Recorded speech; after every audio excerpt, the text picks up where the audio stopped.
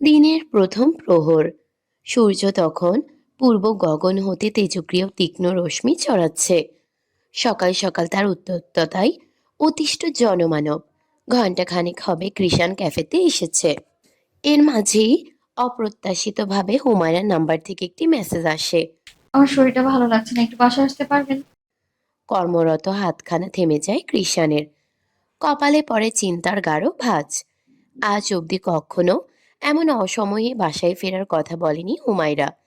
ইদানিং এমনিতেই ওর শরীরটা দুর্বল, হয়তো শরীর একটু বেশি খারাপ লাগছে মেয়েটার। কৃষাণের পদযুগল ব্যস্ত হয়ে পড়ে।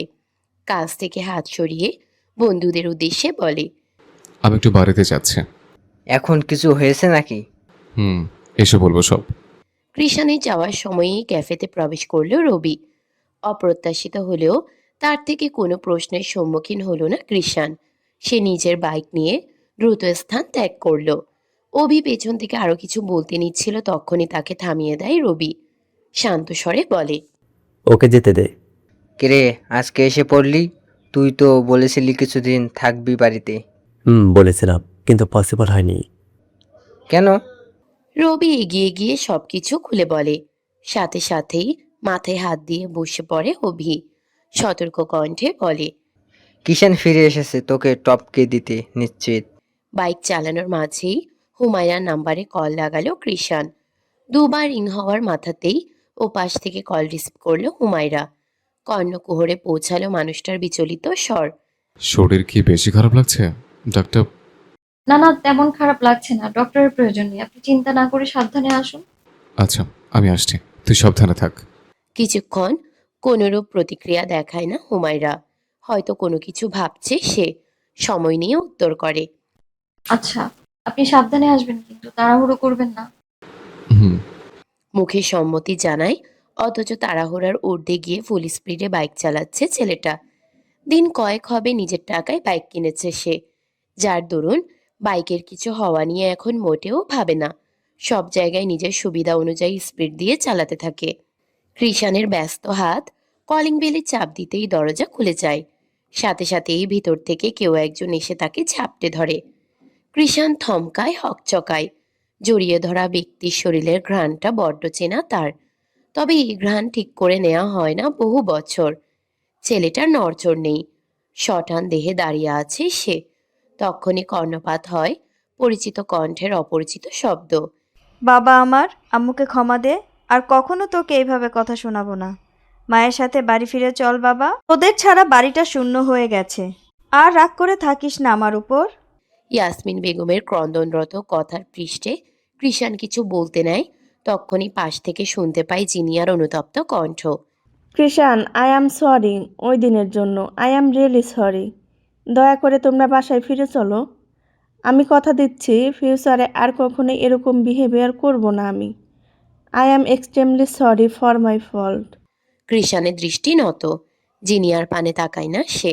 ওভাবেই ঠান্ডা গলায় জবাব দেয়, আমার কারোর প্রতি কোনো রাগ নেই।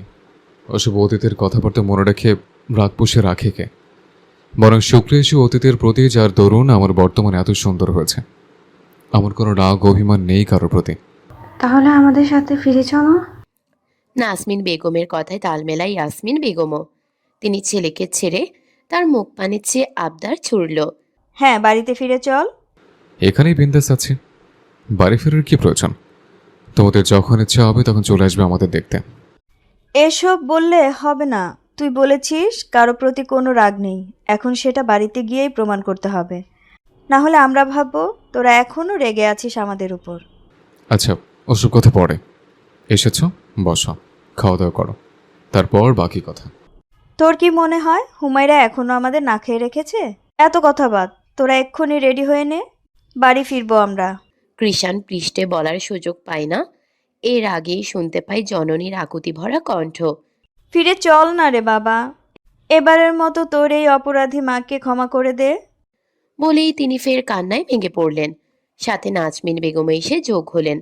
ক্রমান্বয়ে তাদের কান্নার গতি বাড়তেই থাকে। বলেও থামানো যায় না। কৃষাণের সন্তান সত্তা আর টিকে থাকতে পারে না। বিচলিত চিত্তে তাদেরকে নিজের থেকে ছাড়ায়। শান্ত কণ্ঠে বলে। আচ্ছা আচ্ছা, ফিরছি আমরা। এবার অন্তত কান্না থামাও। সত্যি? হ্যাঁ সত্যি। আর আমাকেও তোমরা সবাই ক্ষমা করে দাও। কত বেয়াদবি করেছি তোমাদের সাথে। ছেলের এমন পরিবর্তন দেখে দুই চায়ের মুখে হাসি ফুটে সমস্বরে উত্তর করেন। ধুর, সন্তানরা কতই ভুল করে, এসব মায়েরা মনে রাখে নাকি? পরপরই তারা দিয়ে এখন সব কিছু গুছিয়ে নে তাড়াতাড়ি। কৃষাণ ভিতরে ঢুকে রুমের এক প্রান্তে কাচুমাচু ভঙ্গিতে দাঁড়িয়ে থাকা হুমায়রার দিক এক পল চায় আর চোখে ওই দৃষ্টি যেন জানান দিচ্ছে, তোকে পরে দেখে নেব। ইয়াসমিন বেগমরা গাড়ি নিয়ে এসেছেন। যাওয়ার সময় ওনারা সেটাতেই উঠলেন।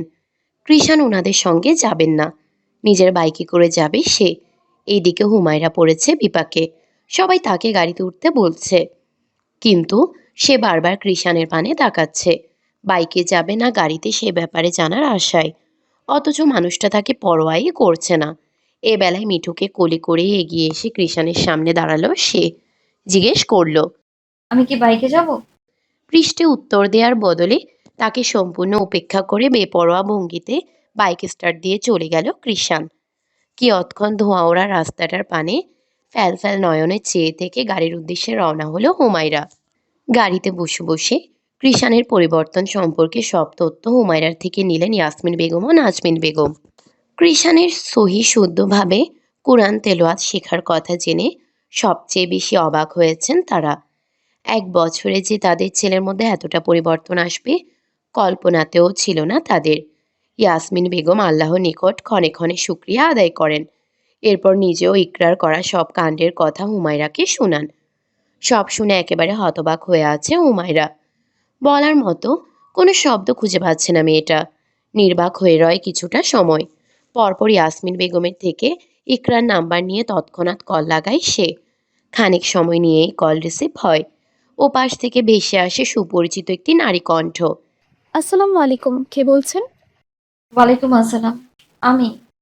বাকিটুকু বলার আগেই ওপাশ থেকে খানিক চিৎকার করে ওঠে ইকরা। হুমায়রা? সখী। তুই হুমায়রা? আমার প্রিয় সখী, এতদিন কোথায় ছিলি তোরা? আমি কতবার কন্ট্যাক্ট করার চেষ্টা করেছি তোদের সাথে, একটাবার। ইকরার কণ্ঠ দিশেহারা, ভেঙে আসছে বারংবার। হুমায়রা ওকে থামিয়ে দেয়, শান্ত করার চেষ্টা চালিয়ে বলে। শান্ত হ সখী, আমি বাড়ি ফিরছি। তুইও আয় বাড়িতে, এরপর সব খুলে বলবো। কোথায় তোরা? রাস্তায় আছি, বড়াম্মু আম্মু ভাবি সবাই একসাথে আমরা। তুই ওমর ভাইয়াকে নিয়ে তাড়াতাড়ি চলে আয়, ইনশাআল্লাহ বাড়ি ফিরে সব কথা বলবো। আচ্ছা, আমি রওনা হচ্ছি। আচ্ছা, সাবধানে আসিস। তোমরা বাড়ি থেকে বেরোনোর পর এই অবধি যত নাম্বার দিয়ে কল দিয়েছি আমাদের কণ্ঠ শুনেই কেটে দিত। আর এখন তোমার কণ্ঠ শুনতেই দেখলে মেয়ের কি খুশি। শাশুড়ির কথার পৃষ্ঠে নীরব রইল হুমায়রা। প্রতিউত্তর করার মতো কোনো শব্দ খুঁজে পেল না শব্দ ভাণ্ডারে। দীর্ঘ পথ শেষ করে একটা সময় পরিচিত মির্জা নিবাসের গেটে এসে গাড়িটা থামল। আস্তে ধীরে ভিতরে থাকা সকলে গাড়ি থেকে নেমে এলো। কৃষাণ আরও আগেই পৌঁছে গেছে। বাগানের দিকে তার বাইকটা পার্ক করে রাখা। ওখান থেকে আনা সব মালপত্র লোকজন নিয়ে ভিতরে সেট করছে সে।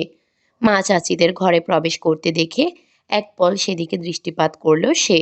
সবার মাঝে কাঙ্ক্ষিত রমণীর অবয়ব দৃষ্টিগোচর না হতেই ভ্রু বেঁকে গেল তার। তখনই ইয়াসমিন বেগম দরজা অব্দি এসে পেছন ফিরে ডেকে উঠলেন। এই হুমায়রা, ওখানে কেন দাঁড়িয়ে আছো তুমি? ভেতরে এসো।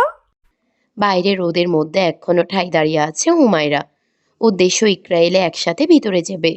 যে মেয়েটা তার জন্য এতগুলো দিন নিজের বাপের বাড়িতে পা রাখেনি, তাকে ছাড়াই কি ভিতরে যাওয়া যায়? সে ইয়াসমিন বেগমকে বলে। আসছি আম্মু, একটু আসুক না, এসেই তো পড়েছে বোধ হয়। কথা শুনে ভদ্রমহিলা কিছু পল অবাক চোখে থেকে হেসে ফেললেন। পরিবর্তে বর্ণমালা উচ্চারণ করার আগেই গেটের কাছ থেকে ভেসে আসে ইকরার উৎফুল্ল স্বর। সখী? দৌড়ে এসে হুমায়রাকে ঝাপটে ধরে সে। অকস্মাৎ কাণ্ডে ব্যালেন্স হারাতে নিয়েও নিজেকে সামলে নেয় হুমায়রা। পরপর নিজেও দুহাতে জড়িয়ে ধরে সখীকে। বাকিদের সেদিকে ধ্যান নেই। সকলের ছানাবড়া দৃষ্টি নিবদ্ধ উমরের কাঁধে খারাপভাবে নেয়া বাচ্চাটির উপর। শিশুটি ফ্যালফ্যাল নয়নে সকলকে পর্যবেক্ষণ করছে। এর মাঝে সেখানে ছুটে আসেন ইয়াসমিন বেগম। অবিশ্বাস্য কণ্ঠে শিশুটিকে ধরে বলেন। ও ও আপনার নাতি ওবায়দুল্লাহ বিন ওমর। সাথে সাথেই শিশুটির ছোট্ট দেহখানা বড্ড আদরের সাথে আগলে নেন ইয়াসমিন বেগম। পরপর স্নেহের পরশ এঁকে দেন নাতির পুরো মুখশ্রী জুড়ে। বারংবার উচ্চারণ করেন, আমার নাতি।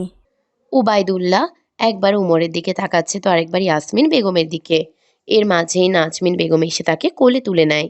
এভাবেই একজনের পর আরেকজনের কোল পাল্টিয়ে বাড়ির ভিতরে প্রবেশ হয় তার। সবার পেছনে হুমায়রা ও ইকরা হাতে ধরে ভিতরে প্রবেশ করে। উমর ভিতরে আসতেই তার উদ্দেশ্যে সালাম চুকে কৃষাণ। পরপর হাসি মুখে জানতে চায়। কি অবস্থা আপনাদের? মনে মনে বেশ অবাক হলেও উপরে তা প্রকাশ করল না উমর। সে স্বাভাবিকভাবেই উত্তর করল, এই তো আলহামদুলিল্লাহ। আপনাদের কি খবর? কেমন কাটছে দিনকাল? আলহামদুলিল্লাহ। কৃষাণের সাথে কথা বলতে বলতেই রুমে আসে উমর। তাকে রুম অবধি দিয়ে ড্রয়িং রুমে আসে কৃষাণ। প্রথমেই চোখ যায় পাঞ্জাবি পরিহিত ছোট বাচ্চাটির পানে। কিরে, এই ছোট্ট মুসলি আবার কোত্থেকে আপডেট হলো? তার কথাই হেসে দেয় সকলে। কৃষাণকে দেখিয়ে ইকরা নিজের ছেলের উদ্দেশ্যে বলে, এই যে বাবা, এটা হচ্ছে তোমার 1 নম্বরের খচ্চর মামা। তুমি কিন্তু মোটেও ওর কোলে যাবে না, মোটেও না। আমার ছেলে সবার কোলে যায় না, তোমার কোলে তো আরো আগেই যাবে না। তুই বললেই হলো? ও কি তোর মতো মদন নাকি? দেখ কিভাবে আমার দিকে পলক্ষীন তাকিয়ে আছে। বলতে জানলে এতক্ষণে ঠিকই বলে দিত, মামা আমি শুধু তোমারই কোলের দেওয়া না। দেখা যাক। বলেই হাঁটু গেড়ে উবাইদুল্লাহর সামনে বসলো কৃষাণ। দুহাত মেলে কিছু বলতে নিবে এর আগেই সবাইকে অবাক করে দিয়ে হাত বাড়িয়ে কৃষাণের কোলে আসতে উদ্যত হয় শিশুটি। উপস্থিত সকলের মতো কৃষাণও কিছুটা অবাক হয়। যেখানে তাকে দেখলে সব বাচ্চারাই ভয় পেয়ে এসেছে, সেখানে মোটেও আশা করেনি বাচ্চাটি এত সহজে তার কোলে এসে পড়বে। তবে সে বিস্ময় ভাব প্রকাশ করে না কৃষাণ। উল্টো আলতো হাতে ভাগিনাকে কোলে নিয়ে ভাব দেখিয়ে বলে, মামা ভাগিনা যেখানে সকলের লাপাত্তা সেখানে। আরেক দফা হাসির রোল পড়ে ঘরময়। অতঃপর এতদিনের প্রাণহীন মির্জা নিবাস মুহূর্তেই প্রাণবন্ত হয়ে ওঠে। ঘড়ির কাঁটা তখন দুপুর 3টা পেরিয়েছে। ফ্রেশ হয়ে রুমে দুপুরের খাবার খেয়ে রুমে বসে আছে কৃষাণ। হুমায়রা এখন অবধি রুমে আসেনি। ড্রয়িং রুমে বসে এখনও সবার সাথে আলাপ আলোচনায় ব্যস্ত সে। শুধু একবার এসে কোনো মতে বোরকাটা খুলে গিয়েছে। তবে তখন কৃষাণ ওয়াশরুমে থাকার দরুন দেখতে পায়নি তাকে। ছেলেটার মেজাজ খিটখিটে হয়ে আছে বেশ। কিছুক্ষণ ঘুমানোর চেষ্টা চালিয়ে ব্যর্থ হয়ে শোয়া ছেড়ে উঠে পড়ে। পরপর রেডি হয়ে হাঁটা দেয় বাইরের উদ্দেশ্যে। আম্মু আমি ঢাকা যাচ্ছি, ফিরতে লেট হবে। ড্রয়িং রুমে উপস্থিত সকল নারী সদস্যের দৃষ্টি এবার গিয়ে কৃষাণের উপর পড়ল। হুমায়রাও এ বেলায় ইকরার সাথে আলাপ আলোচনা বাদ দিয়ে তাকালো মানুষটার পানে। ইয়াসমিন বেগম বললেন, আজকে আর না গেলে হয় না? না, যেতে হবে। আচ্ছা, সাবধানে যাস। কৃষাণ বড় বড় পা ফেলে চলে গেল। হুমায়রা সেই পথ পানে চেয়ে রইল এক দৃষ্টিতে। তবে পুরোটা সময় একবারের জন্য তার দিকে তাকায়নি সে। মেয়েটা বুঝল সকালের বিষয়টা নিয়ে এখনও রেগে আছে মানুষটা। অমনি তার মাথায় হাত, জিভে কামড় দিয়ে ভাবে, ইয়া আল্লাহ, আমি তো এখনো সকালের ওই মিথ্যাটার জন্য ক্ষমাই চাইনি ওনার কাছে। এটা কি করলাম আমি? কপালে নিশ্চয়ই দুঃখ আছে আমার। কৃষাণের এখন 2টো ক্যাফে, দুটোই বেশ পরিচিতি লাভ করেছে। একটাকে সামলায় সেও অভি, আর অপরটাকে রবি ও সাইফুল। পাশাপাশি দুটোতেই গুটি কয়েক ছেলে রাখা হয়েছে। তবে আজ কৃষাণ না থাকায় তার কথা মতোই একটা অফ রেখে 3 বন্ধু মিলে অপরটাকে সামাল দিচ্ছে। 3 বন্ধু যখন কর্মে ব্যস্ত তখনই হুট করে সেখানে আগমন ঘটল কৃষাণের। 3 জনেই বেশ অবাক হলো, কারণ রবি যে কাণ্ড ঘটিয়েছে এরপরও আজকে ক্যাফেতে কৃষাণের আগমন মোটেও আশা করেনি তারা। কৃষাণ সামনে এসেই সরাসরি রবির উদ্দেশ্যে প্রশ্ন করল, তুই আম্মুকে এখন অব্দি নিয়ে এসছিস না? মামা আমি ইচ্ছাকৃত কিছুই করি নাই। আমি বাসায় গেছি পরদিন সকালে, ঘুম থেকে উঠে দেখি তোর আম্মু আমাদের এখানে হাজির। কিভাবে আমার যাওয়ার খবর পেয়েছে তাও জানি না। ওখানে গিয়ে যেই আজারি শুরু করলো আমার সামনে, আমি আর সহ্য করতে পারি নাই, তাই বাধ্য হয়ে নিয়ে এসেছি। ওসব বাদ, এখন তোকে কথা খেলাপের জন্য শাস্তি হিসেবে কি দেওয়া যায় সেটা হচ্ছে ব্যাপার। ভাবুক চিত্তে উত্তর করল কৃষাণ। রবি অসহায় ফেস নিয়ে চাইল বাকিদের পানে, যেন তার হয়ে একটু সাফাই গায়। বন্ধুর চোখের ভাষা বুঝতে পেরে সাইফুল বলল, থাক না মামা এখন। তোরা কোনো কথা বলবি না, আমার সব বোঝাপড় ওর সাথে। বলেই শার্টের হাতা গোটাতে গোটাতে রবির নিকট এগোতে লাগলো সে। দেখ মামা, এটা কিন্তু ঠিক না। এখানে আমার কি কথা সম্পূর্ণ করতে পারল না রবি। এর আগেই সকলকে 480 ভোল্টেজের ঝটকা খাইয়ে রবিকে জড়িয়ে ধরল কৃষাণ। মুখ দিয়ে উচ্চারণ করলো দুটো অপ্রত্যাশিত শব্দ। শুক্রিয়া দোস্ত। একে তো কৃষাণের কার্যকলাপ, সাথে এই প্রথম দোস্ত শব্দটা শুনতেই তবদা খেল উপস্থিত সকলে। রবি তো বিপরীতে বন্ধুকে জড়িয়ে ধরতেই ভুলে গিয়েছে। এর মাঝেই তাকে ছেড়ে দিল কৃষাণ। পরপর দুহাত বাড়িয়ে বাকি দুই বন্ধুর গলা জড়িয়ে ধরল। বলল, তোদের মতো বন্ধু পাওয়া পুরোটাই ভাগ্যবানদের ব্যাপার। কখনো ভাবিনি আমার মতো বখাটের নসিব এতটা সুন্দর লিখে রেখেছিল খোদা। সবসময় আমার এতটা পাশে থাকার জন্য শুক্রিয়া। চিরজীবন তোর এই অধমের পাশে এভাবেই থাকিস। তুই আমাদের জন্য শুরু থেকে যা যা করে এসেছিস, এর পরিবর্তে আমরা যেটুকু পাশে থেকেছি তা খুবই নগণ্য দোস্ত। হুম, আমি তোদের জন্য কিছু করতে পারিনি আমি। আচ্ছা, তাহলে মামির মতো একটা বউ খুঁজে দিয়ে কিছু করে দেখা। পুরো ধরনের বউকে খোঁজে ওর মতো কারো সন্তান মিলবে না। হুজুরনি অনেক আছে, তবে কৃষাণের হুজুরনির মতো কেউ হতে পারবে না। ওটা ওয়ান পিসে আছে, আর সেটা একান্তই কৃষাণ মির্জার। হাসল রবি। এ ব্যাপারে আর কথা বাড়ালো না, নয়তো মির্জার এই বংশধর তাকে নির্বংশ করে দিবে। আচ্ছা, এসব বাদ। এখন বলো, ওদিকে সব মিটমাট হয়েছে আর তোর বোন বাসে ফিরেছে? আমার বোনের খবর দিয়ে তুই কি করবি? লাফাঙ্গা কোথাকার! তোর বোন বিবাহিত আমি জানি তো রে। আন্টি বলল তুই বাসা থেকে বের হওয়ার পর তোর বোনও নাকি ও বাড়িতে পা রাখেনি, আর না তো তোর মায়ের সঙ্গে যোগাযোগ রেখেছে। তাই জিজ্ঞেস করলাম। বাক্যগুলো কর্ণপাত হতেই কিছু পরের জন্য থ হয়ে রইল কৃষাণ। এই জন্যই তাহলে তখন বাড়ির সবাই ইকরার বাচ্চা দেখে এমন রিয়্যাক্ট করেছিল, যেন অষ্টম আশ্চর্যের ব্যাপার। সে তো এত কিছু ভেবেই দেখেনি। ভাগিনাকে কোলে নিয়ে রুমে চলে গিয়েছিল। ইকরাই গিয়ে তার কাছ থেকে ওবায়দুল্লাহকে নিয়ে এসেছিল। কই তখনও তো কিছু বলল না। কি রে, কিছু বলছিস না যে? আমরা বাড়ি যাওয়ার পর পর ইকরা এসছে। আলহামদুলিল্লাহ, ফাইনালি মির্জার গোষ্ঠী আবার এক হলো। রজনীর তিমির তো ঘিরে ধরেছে ধরণীকে। পথে প্রান্তরে আঁকা হয়েছে নীরবতার নিপুণ চিত্র। কেবল মৃদু মন্দ বাতাসে পাতাদের সংঘর্ষের শব্দ ভেসে আসছে বারান্দার ফাঁক গলে। বই ভর্তি বুক শেলফের কাছে হেলান দিয়ে হাদিসের বই পড়ছে হুমায়রা। কখনো বা তৃষ্ণার্ত চোখজোড়া বইয়ের পৃষ্ঠা হতে সরে গিয়ে চাইছে দরজার পানে। অপেক্ষিত মন কাঙ্ক্ষিত ব্যক্তির আগমনের প্রহর গুনছে। তখনই শব্দ করে বাড়ির মেইন গেট পেরিয়ে একটা বাইক প্রবেশ করলো। রমণীর পদযুগল তৎক্ষণাৎ ছুটল বারান্দার দিকে। গ্রিলের ফাঁক দিয়ে বাইক থেকে নামতে দেখলো মানুষটাকে। কৃষাণের মস্তিষ্ক জানাল দিল বারান্দা দিয়ে একজোড়া নয়ন তাকেই দেখছে। তবে সে চোখ তুলে তাকালো না সেদিকে। নিচের দিকে তাকিয়ে সরাসরি কক্ষের সামনে এসে থামল। সাথে সাথেই ওপাশ থেকে দরজা খুলে দৃশ্যমান হলো হুমায়রার শান্ত বদন। সেদিকে তেমন মনোযোগ দিল না মানব। অভ্যাস মোতাবেক 5টি বই আর ফুল হুমায়রার হাতে ধরিয়ে কপালে শব্দহীন চুমু খেলো। মেয়েটার মন প্রফুল্ল হলো। ভাবলো মানুষটা হয়তো তার উপর অতটাও রেগে নেই। হাসি মুখে কিছু বলতে নিচ্ছিল সে, অমনি তাকে হতভম্ব করে দিল মানুষটার পরবর্তী কাণ্ড কারখানা। 3 মাইল দূরে থাক। হুমায়রার প্রফুল্ল মুখের উপর বাক্যটি ছুড়ে দিয়ে সম্পূর্ণ লাপাত্তাভাবে রুমে ঢুকে গেল কৃষাণ। মেয়েটার চোখ কপালে ভেবাচেকা খেয়ে হা হয়ে আছে মুখশ্রী। কিছুক্ষণ আহাম্মকের ন্যায় তাকিয়ে রইল সে। পরক্ষণেই পূর্বের সেই নিয়মিত বাক্যখানা একবার নিজ মুখে উচ্চারণ করলো ভরকানো কণ্ঠে। 3 মাইল দূরে থাক। ততক্ষণে বিলম্বহীন ওয়াশরুমে ঢুকে গেছে কৃষাণ। কুচকানো আঁখিতে ওয়াশরুমের দরজার দিকে চেয়ে থাকা ছাড়া আর কিছুই বলার সুযোগ পেল না হুমায়রা। হাতের বইগুলো নিয়ে ঠেসে দিল বুক শেলফে। ফুলগুলো স্থান পেল বইয়ের পাতার ভাঁজে। অতঃপর সময় নিয়ে যখনই বইগুলো মেলা হয়, প্রত্যেকটিতে খুঁজে পাওয়া যায় একটি শুকনো টিউলিপ, যার ঝরা দলমণ্ডলের আড়ালে জীবিত থাকে এক প্রেমিক পুরুষের পবিত্র ভালোবাসার অনুভূতি। পাক্কা মিনিট 10 পর তোয়ালে নিয়ে চুল মুছতে মুছতে ওয়াশরুম থেকে বেরোলো কৃষাণ। পরনে কেবল কালো ট্রাউজার প্যান্ট। খালি গা তার। ঘন লোমশযুক্ত বুকে চিকচিক করছে বিন্দু বিন্দু জল। সে এগিয়ে এসে ভনিতাহীন তোয়ালেটা খাটের মাথায় রাখল। পরপর হুট করেই রুমের লাইট অফ করে দিয়ে শুয়ে পড়ল। পাশে যে কেউ বসে আছে তার বিন্দুমাত্র তোয়াক্কা করল না। ডিম লাইটের মৃদু আলোয় শটান দেহে শুয়ে থাকা স্বামীর পানে তাকিয়ে রইল হুমায়রা। সময় নিয়ে ক্ষীণ স্বরে ডাকলো। শুনছেন? চোখের উপর হাত দিয়ে নিশ্চুপ হয়ে রইল মানব।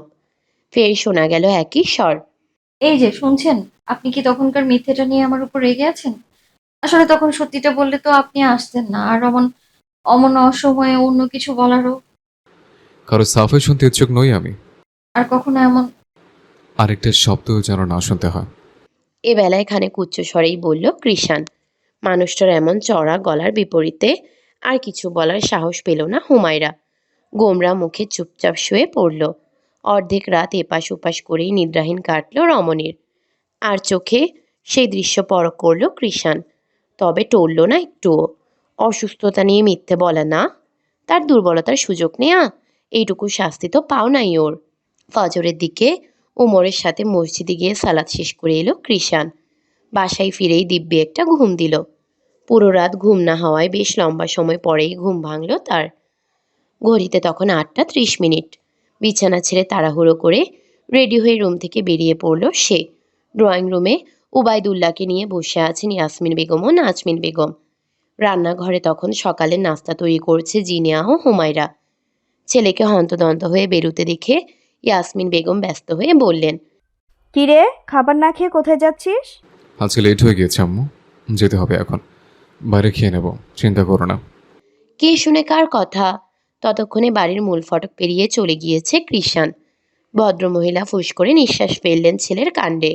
বড় জায়ের নিকট নালিশ করে বললেন, খেয়ে যেতে আর কতক্ষণ লাগবে? বেশি লেট হয়ে গিয়েছে, হয়তো। চিন্তা করো না, বাইরে খেয়ে নেবে। ও তো এখন আগের মতো আর বেপরোয়া নেই এখন। বিপরীতে কিছু বললেন না ইয়াসমিন বেগম। এর মাঝেই নাস্তা হাতে ড্রয়িং রুমে এলো জিনিয়া। খাবার টেবিলে রেখে শাশুড়িদের উদ্দেশ্যে হাঁক ছাড়ল। আম্মু, ছোট আম্মু, নাস্তা তৈরি হয়ে গিয়েছে। ওমর ভাইয়ারও নাস্তা রেডি করা আছে, ইকরাকে বলুন এসে নিয়ে যেতে। কথা শেষে আবারও রান্নাঘরে ফিরে এলো সে। হুমায়রার উদ্দেশ্যে বলল, চলো খেতে চলো, বাকি কাজ খাওয়ার পর করবানে। আমার এখন খেতে ইচ্ছে করছে না ভাবি, পরে ইচ্ছে হলে খেয়ে নিব। আপনারা খেয়ে নিন। ও মা, কেন? এমনিতেই। জিনিয়া কিছুক্ষণ হুমায়রার মলিন মুখখানা পরখ করল। সকাল থেকেই লক্ষ্য করছে মেয়েটাকে। মনে হচ্ছে কোনো কিছু নিয়ে মন খারাপ। সে মোলায়েম কণ্ঠে শুধালো, তোমার কি কোনো কিছু নিয়ে মন খারাপ হুমায়রা? কিষানের সাথে মনোমালিন্য হয়েছে বুঝি? সরাসরি প্রশ্নে হুমায়রা কিছুটা অস্বস্তিতে পড়ে যায়। বিষয়টা বুঝতে পারে জিনিয়া।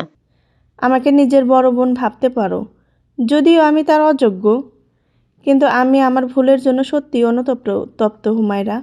আমার তো কোনো ভাই বোন নেই, তাই ছোটদের প্রতি আমার সহজে সফট কর্নার তৈরি হয় না। প্রথম প্রথম তোমাকে আমার মোটেও সহ্য হতো না, এটা ঠিক। বাট বিলিভ মি, এখন আমি তোমাকে নিজের বোন বানাতে চাই।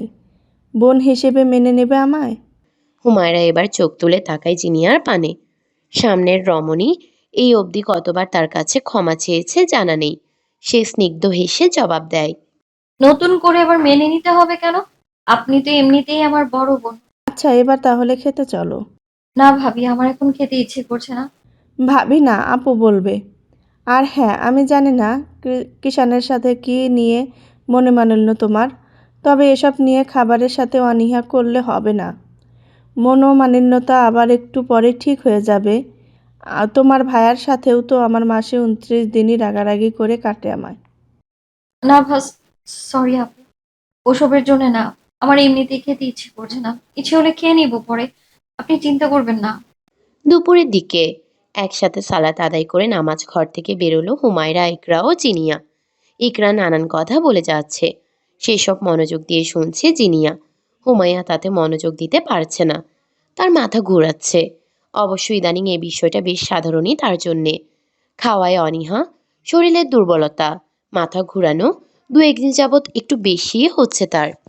সকাল থেকে এখনো কিচ্ছুটি মুখে নেয়নি সে। খাবারের সামনে গেলেই পেট গুলিয়ে ওঠে কেমন। কিন্তু শরীর তো এত কিছু বুঝে না। তার দরকার শক্তি। আর খাবার না খেলে শক্তি আসবে কোথা থেকে? এই যে এখন শরীর অসাড় হয়ে আসছে তার। হঠাৎ করেই সামনে সব কিছু ঘোলাটে হয়ে যেতে লাগলো। মুখ দিয়ে কথা বের হচ্ছে না মেয়েটার। পাশে থাকা ইকরাকে খামচে ধরল সে। সাথে সাথেই ভরকানো চোখে তার দিকে ফিরল রমণী। কিছু বুঝে ওঠার আগেই নিজের প্রিয় বান্ধবীর দেহ ঢলে পড়তে লাগলো মেঝেতে। ইকরা আঁতকে উঠল। হুমায়রার মাথাটা শক্ত ফ্লোর ছোঁয়ার আগেই তা আঁকড়ে ধরল নিজ হাতে। চিৎকার করে ডাকল। মেয়ের চিৎকার শুনে ড্রয়িং রুমে থাকা দুই কর্ত্রীর বুক কেঁপে উঠল। দুজন একবার চোখাচোখি করে ছুট লাগালেন সেদিকে। বাড়িতে তখন পুরুষ সদস্যের কেউই উপস্থিত নেই। কৃষাণ ঢাকায় আর উমর মসজিদে গিয়েছে নামাজ পড়তে। ইয়াসমিন বেগম পুত্রবধূর লতানো অবস্থা দেখে দিশেহারা প্রায়। তার কোলেই ঘুমিয়ে আছে 5 মাসের ওবায়দুল্লাহ। নাতিকে নিয়ে কোনো কিছুতে সুবিধা করে উঠতে পারছেন না। এ কি হয়েছে ওর? তেমন কিছু হয়নি ছোট আম্মু, চিন্তা করবেন না। আম্মু, আপনি একটু হুমায়রাকে ধরুন, আমি পানি নিয়ে আসছি। জিনিয়ার কথায় নাজমিন বেগম নিজেই ছুটলেন পানির জন্য। ইকরা ততক্ষণে চোখের পানি ছেড়ে দিয়েছে। জিনিয়া ওকে শান্ত করার চেষ্টা চালালেও থামছে না। এর মাঝেই নাজমিন বেগম পানি নিয়ে ফিরে আসলেন। হুমায়রার চোখে মুখে পানি ছিটানো হলো। চোখে মুখে ঠান্ডা কিছুর স্পর্শ পেতেই পিটপিট করে চোখ খুলল হুমায়রা। সকলে খানিক স্বস্তির নিঃশ্বাস ফেলল। নিভু নিভু চোখে সবগুলো চিন্তিত মুখ পরক করল হুমায়রা। জিনিয়া ওর মুখের সামনে পানি ধরল। 2 ঢোক পানিও পান করতে পারল না মেয়েটা। এর আগেই পেট গলিয়ে উঠল। পেটে কিছু না থাকায় পানিগুলোই বেরিয়ে এলো। ইয়াসমিন বেগম আর দেরি করলেন না। তড়িঘড়ি হাতে কল লাগালেন নিজের পরিচিত মহিলা চিকিৎসকের নম্বরে। অতঃপর হুমায়রাকে ধরে রুম অবধি নেওয়া হলো। পরিবেশ যতটা থমথমে হওয়ার কথা ছিল ঠিক ততটাই স্বাভাবিক দেখাচ্ছে। উল্টো সকলের চোখে মুখেই খুশির ঝিলিক। হুমায়রার হাতে স্যালাইন লাগানো। বিছানায় নেতিয়ে আছে সে। সামনেই বসা মধ্যবয়স্ক এক মহিলা। ইয়াসমিন বেগমের বয়সী হবেন। পরনে ডাক্তারি পোশাক। ডাক্তার নাসিমা বেগম মির্জা বাড়ির সদস্যদের নিয়মিত ডাক্তার তিনি। যে কারো কিছু হলেই সবার আগে তার ডাক পড়ে এখানে। তাহলে এখন তো আর কোনো চিন্তার বিষয় নাই নাসিমা, সবকিছু ঠিকঠাক। ইয়াসমিন বেগমের কথায় হাসি মুখে ফিরে চাইলেন তিনি। জবাবে বললেন, আল্লাহর রহমতে সবই ঠিকঠাক। তবে এখন থেকে ভালো যত্ন নিতে হবে, কিন্তু শরীরে কিচ্ছু নেই দেখি মেয়ের। এই বয়সী মেয়েদের শরীর কত টসটসে থাকে। তুমি কি না খাইয়ে রাখো নাকি ছেলের বউকে? আর বলো না নাসিমা, হাজার বলেও খাওয়াতে পারছি না ছেলে মেয়েদের। খাওয়ার প্রতি এত অনীহা ওদের। অনীহা হলেও খেতে হবে, নয়তো পরবর্তীতে অনেক প্রবলেম হবে। আর ছেলে কোথায়? বউয়ের প্রতি আদর ধ্যান জ্ঞান আছে কি না তার? ইয়াসমিন বেগম কেবল উত্তর করতেই নিচ্ছিলেন, তখনই শব্দ করে রুমের দরজাটা খুলে গেল। সেদিকে তাকাতেই আর্তনাদ করে উঠলেন তিনি। কিষান, এ এ কি অবস্থা হয়েছে তোর? কৃষাণের হৃদয়ে ছুঁতে সক্ষম হলো না মায়ের সেই আত্মচিৎকার। তার অশান্ত দৃষ্টি নিবদ্ধ বিছানায় নেতিয়ে থাকা রমণীর পানে। শাশুড়ির মুখে কৃষাণের নাম শুনতেই চোখ মেলে তাকায় সে। অমনি বুক শুদ্ধ ছ্যাদ করে ওঠে এক লহমায়। মানুষটার শরীরের বিভিন্ন স্থানে রক্ত লেগে আছে। হাতে পায়ে রক্ত শুকিয়ে জমাট বেঁধে গেছে। পরনের শার্ট অবিন্যস্ত, এলোমেলো, কিছু জায়গায় ছেঁড়া, ধুলোবালিতে মাখামাখি শরীর। জেল করা বাবরি চুলগুলো বড্ড অবহেলায় এদিক সেদিক ছড়িয়ে ছিটিয়ে রয়েছে। ছেলের নিকট ব্যস্ত পায়ে ছুটলেন ইয়াসমিন বেগম। গা ছুঁয়ে আহাজারি করার আগেই কর্ণপাত হলো ছেলের ক্লান্ত আবদার। সবাইকে নিয়ে একটু বাইরে যাও আম্মু, আমার ওকে লাগবে এই মুহূর্তে। এসব কিভাবে হয়েছে? আগে এই ক্ষতগুলোতে একটু।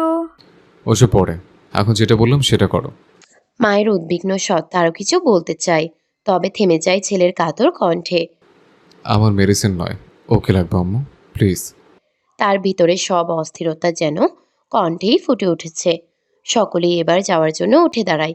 নাসিমা বেগম ইয়াসমিন বেগমকে নিয়ে রুম ত্যাগ করতে করতে বললেন, ইয়াসমিন, এখন চলো, আমি তো এখানেই আছি, পরে না হয় কৃষ্ণকে দেখব। ওর এখন রেস্ট প্রয়োজন। রুমে জনশূন্যতা নেমে আসতেই চোখের পলকটাও ফেলতে সক্ষম হলো না হুমায়রা। এর আগেই দমকা হাওয়ার ন্যায় তার উপর আছড়ে পড়ল মানুষটা। মেয়েটা কিছু বলারও সুযোগ পেল না। এর আগেই স্বামীর লাগাতার চুমুতে সিক্ত হয়ে উঠল তার পুরো মুখমণ্ডল, যার তোপে চোখ খুলে রাখাও দুষ্কর। ঠিক যেমনটা ঝুম বৃষ্টিতে আকাশের পানে তাকালে হয়। অনেকটা সময়ের পর খানিক শান্ত হয় কৃষাণ। কপালে কপাল ঠেকিয়ে অস্থির হয়ে শুধায়, প্রাণ পাখি আমার, কি হচ্ছিল তোর? শরীর বেশি? মানুষটার এমন উদ্বিগ্নতার বিপরীতে শোনা যায় হুমায়রার মিহি কণ্ঠ। সে কৃষাণকে শান্ত করতে এদিক সেদিক না ভেবেই বলে, আপনি শান্ত হন, তেমন কিছু হয়নি তো। না খাওয়ার কারণে শরীরের দুর্বলতা, মাথা ঘুরিয়ে পড়ে গিয়েছিলাম শুধু। সে কৃষাণকে শান্ত করতে এদিক সেদিক না ভেবেই বলে ওঠে। তৎক্ষণাৎ চেহারার রং পাল্টে যায় কৃষাণের। এতক্ষণের অস্থির বদন পরিণত হয় অগ্নিমূর্তিতে। ঠেকানো কপাল সোজা করে ভ্রুকুচকে তাকায় স্ত্রীর পানে। রাশভারী কণ্ঠে প্রশ্ন ছুড়ে,